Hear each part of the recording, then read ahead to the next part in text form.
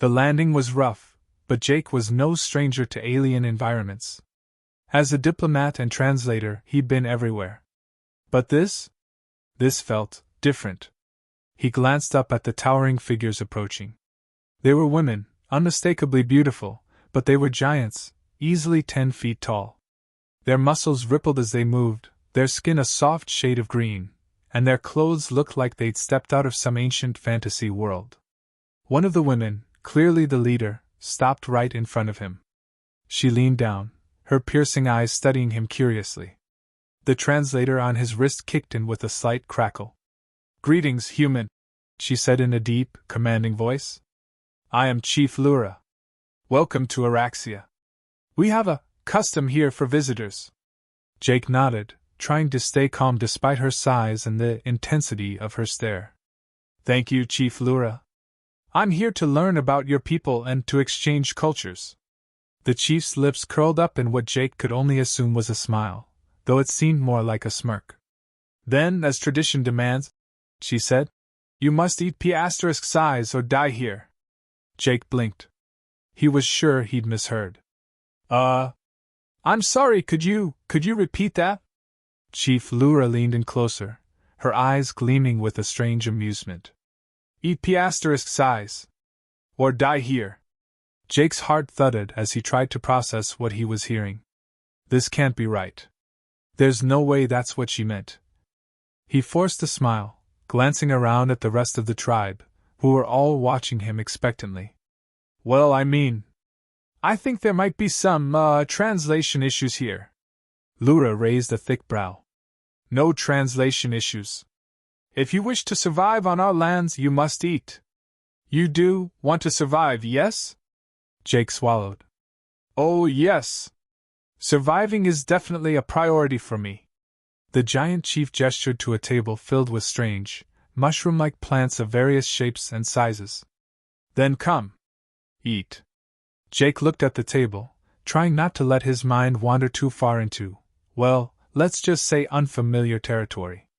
He picked up one of the mushrooms hesitantly, giving it a sniff. It smelled earthy, almost spicy. Lura watched him closely. "You must savor every part. Our people honor those who appreciate our bounty fully." Jake's eyes widened, but he didn't want to offend. "Savor, right. Got it." With a deep breath, he took a bite, trying not to let the taste or texture distract him. Surprisingly, it was delicious, but the awkwardness of the whole situation was a bit overwhelming. The chief's voice echoed around him as he chewed. Yes. You are doing well. Take it in slowly. Let it melt in your mouth." Jake nearly choked, but he managed to keep his composure, forcing himself to nod as he continued chewing. "Thank you. This is really, interesting." The other members of the tribe exchanged glances, whispering to each other in their language. Jake's translator device picked up a few snippets, words like strange, small, and delicate, but he wasn't sure if they were talking about him or his eating skills. One of the younger women, standing nearby, looked at him with a teasing smile. "Is it true that your kind doesn't know how to properly enjoy food?" Jake coughed, feeling his cheeks flush. We do. It's just, well, this is a new experience for me." Chief Lura chuckled. "Then perhaps you will learn something from us." She reached over and took a mushroom herself, demonstrating with slow, deliberate bites. Jake tried to imitate her, though his mind was racing with confusion. "Just a question, Chief Lura," he managed to ask. "Is there another name for this food?" Lura paused, brow furrowing in thought. "No. It has always been called P***size. It is sacred to us. We gather them with great care, and they bring us pleasure." Jake cleared his throat, nodding quickly. "I see. It's, definitely memorable." The rest of the tribe laughed softly, and Jake felt his face grow even hotter. Clearly, they were enjoying his discomfort. He took another bite, determined to make it through this without causing a diplomatic incident. But the laughter and the whispers weren't helping. Every phrase sounded like it was meant to throw him off. Finally, after what felt like an eternity, he finished the mushroom, nodding with forced enthusiasm. Thank you, Chief Lura. I appreciate your hospitality. The chief's eyes sparkled with a mischievous glint. You have done well, human. But there will be more to eat. Much more. Jake swallowed hard, mentally preparing himself. Of course. I look forward to learning all about your cuisine. The chief nodded approvingly. Good. Then we will prepare a feast in your honor. You must eat your fill, and perhaps by the end you will come to understand our ways. Jake offered a weak smile. He wasn't sure what he'd signed up for, but he knew one thing: surviving this diplomatic mission was going to take more than just language skills. After the awkward feast, Jake had hoped for a break, but the chief was quick to lead him to another area of the village. The towering Arisian women surrounded him, each one eyeing him with a mix of amusement and curiosity. They whispered among themselves, and while he couldn't catch all of it, the translator picked up phrases like small one and new plaything. Jake's nerves were on high alert. As they entered a large, open pavilion, Chief Lura gestured for him to sit. Human, you have tasted our bounty, but there is more to understand. It is not just about eating, it's about bonding, sharing. You must show your appreciation in other ways as well. Jake swallowed. Oh, of course. I'm here to learn and bond. He wasn't entirely sure what she meant, but he nodded enthusiastically, hoping to keep up with their customs without causing another misunderstanding. One of the younger women stepped forward, holding a large goblet filled with a thick, milky liquid. She handed it to him with a serious expression. This drink is also sacred. It brings strength and courage to those who consume it. Jake took the goblet cautiously. Thank you. I appreciate the honor. The young woman smirked. Drink it all. It's a sign of respect. He took a sip, and the taste was surprisingly sweet but also thick and heavy. It felt strange going down, almost too rich, but he didn't want to offend them. Taking a deep breath, he drank more, feeling the curious eyes of the tribe on him. The chief nodded approvingly as he gulped down the last bit. The translator crackled as Chief Lura leaned in closer. Good. You have done well. Now you must prepare for the ritual of deeper unity. It is an essential part of our tribe's tradition. Jake tensed, trying to keep his voice steady. Right. The, ritual of unity. Sounds profound. The chief smirked slightly, giving him an appraising look. It involves a mutual touching of energies. Are you familiar with this custom on your world? He was sure this was another translation hiccup, but he nodded, trying to play it cool. We have, similar practices. Bonding rituals, you know. Lura's eyes sparkled with amusement. Good. Then you must stand and allow us to initiate the ceremony. Do not resist. Jake's mind was racing, but he complied, standing in the center of the pavilion. The Arisian women began to circle him, chanting softly in their language. One by one, they approached him, each placing a hand on his shoulder, his arm, or his back. Their touch was warm, their strength palpable. He wasn't entirely sure what this was leading to, but he stayed still, keeping his breathing steady as their hands moved over him. The chanting grew louder, and the women began to sway in unison, creating an oddly hypnotic rhythm. Chief Lura stepped forward, her hand resting on his chest.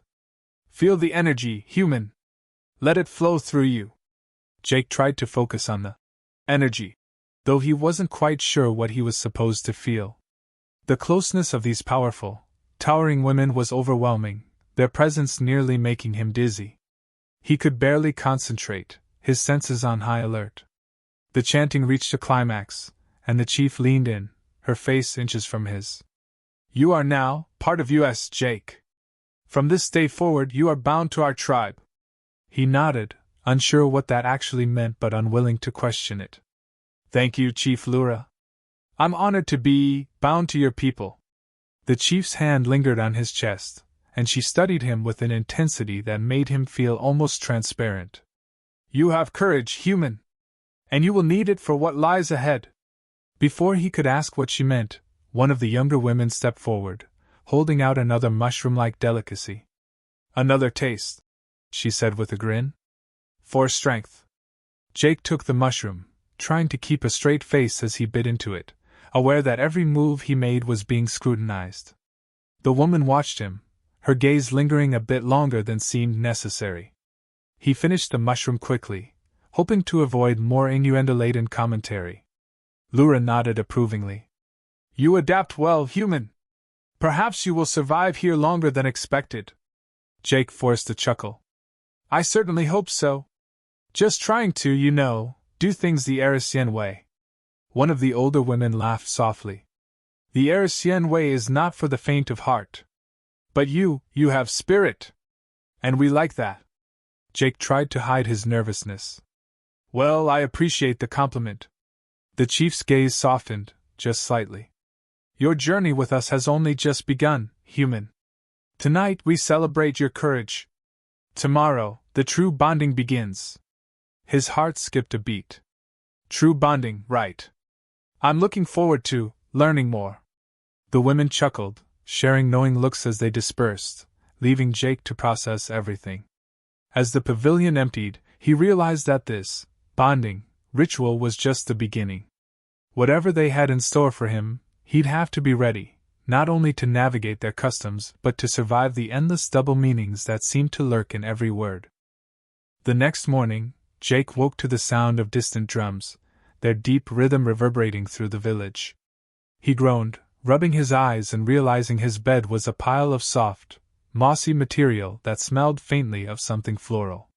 Before he could fully sit up, the tent flap opened, and one of the younger Arisian women peeked inside. "You must come now," she said with a teasing smile. "The chief is waiting. Today is the day of the vigorous trials." Jake winced. "Vigorous trials? Sounds exciting." The woman laughed, a musical sound that echoed with mischief. "Yes, human. Very exciting.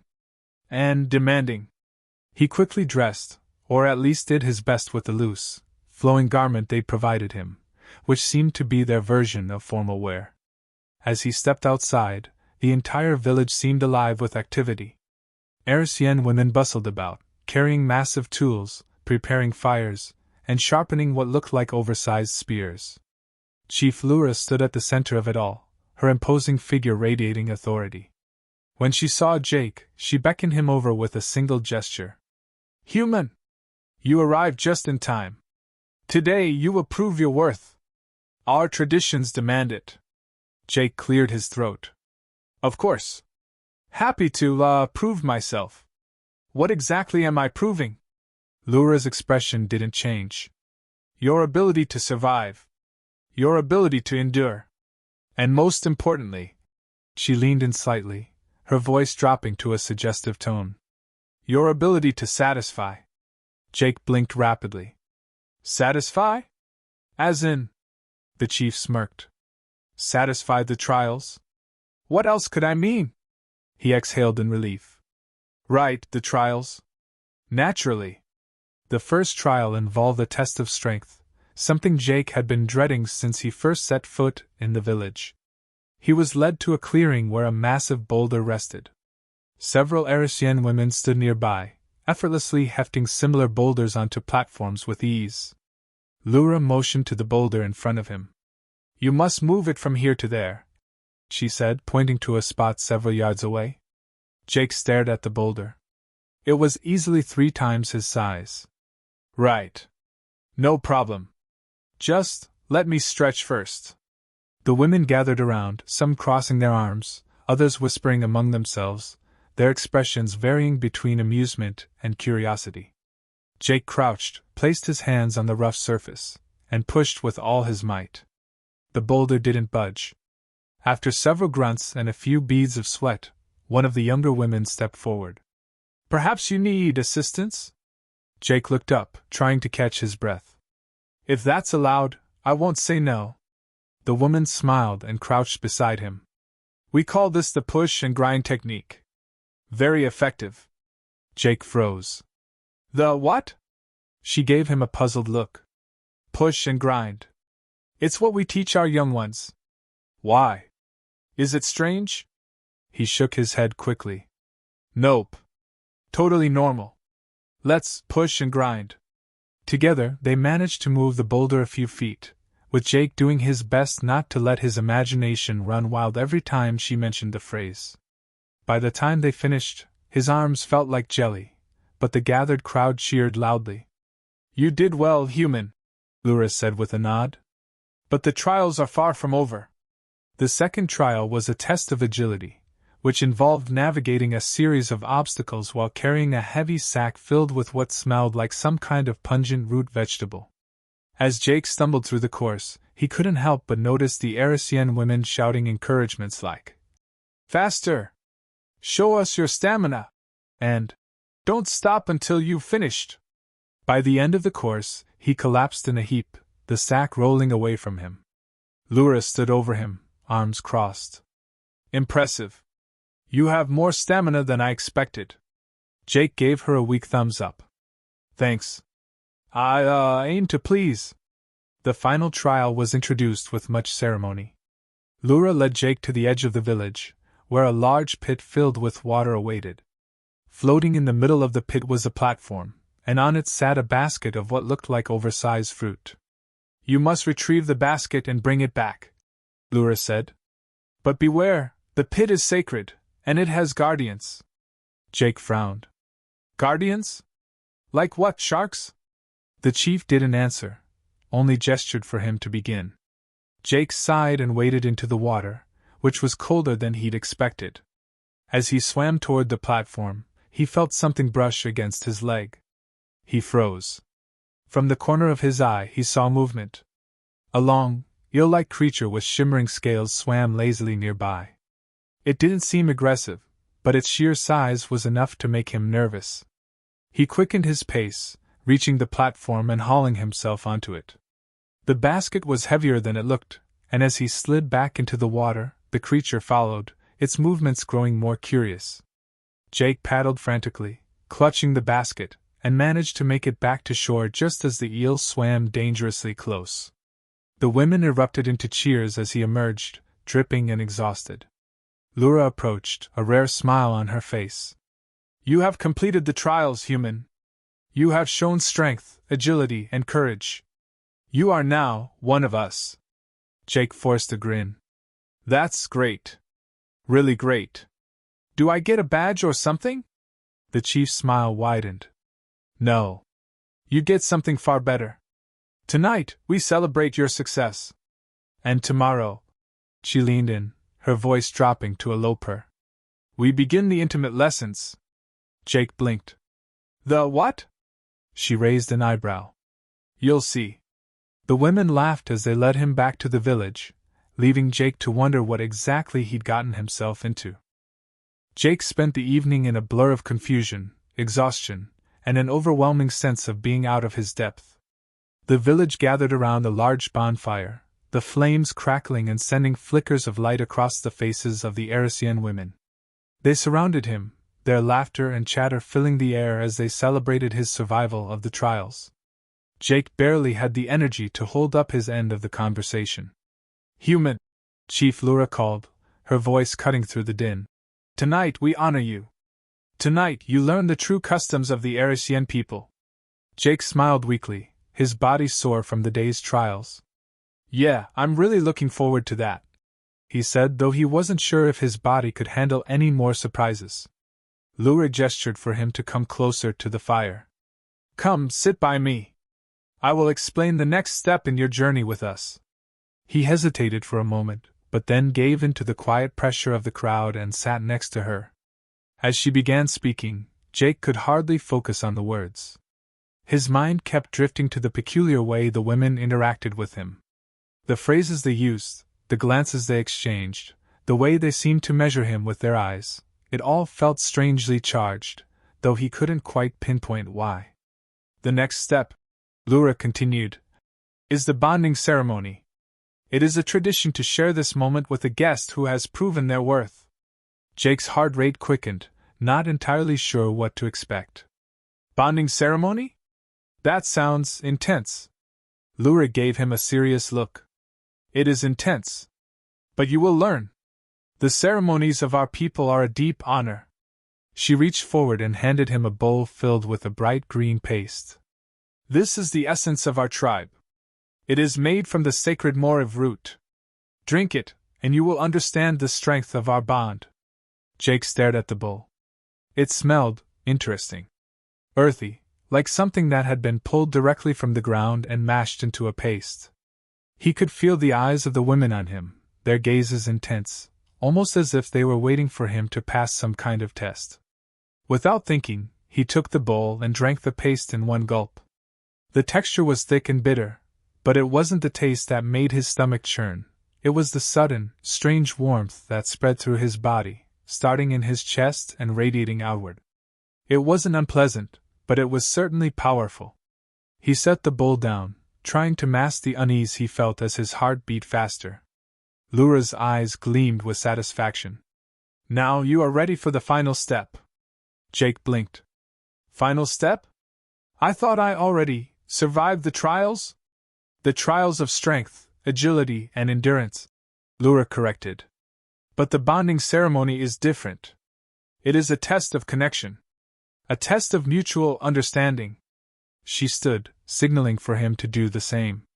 As Jake rose to his feet, he found himself surrounded by the other women, their faces unreadable but filled with an air of expectation.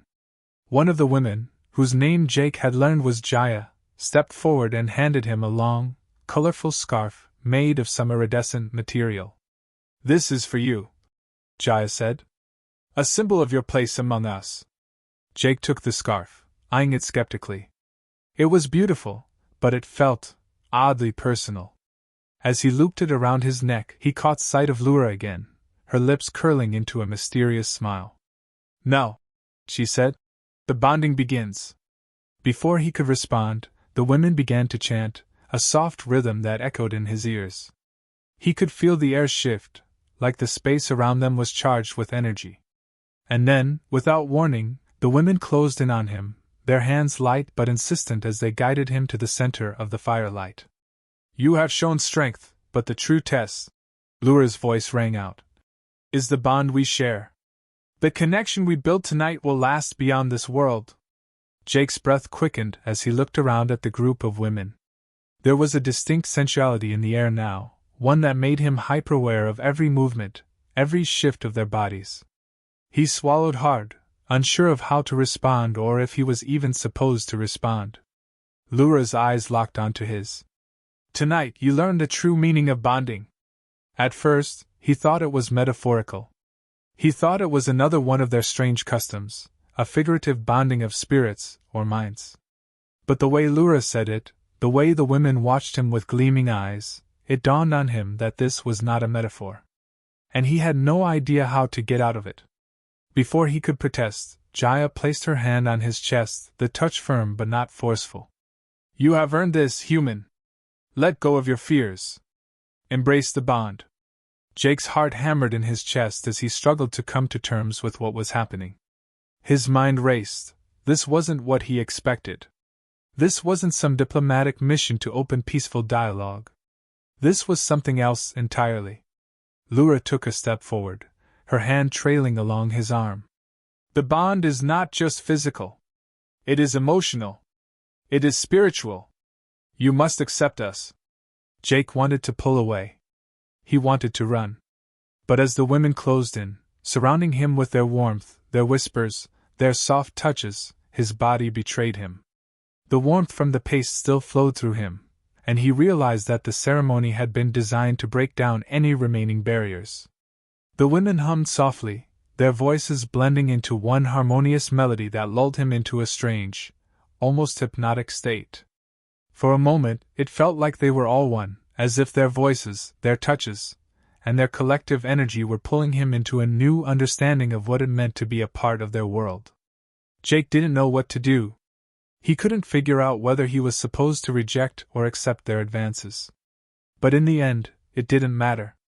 His head swam, and all he could do was close his eyes, take a deep breath, and surrender to the sensation of being completely surrounded. He didn't understand everything that was happening, but in that moment, one thing was clear: he was no longer an outsider. Jake was, for better or worse, part of the tribe now.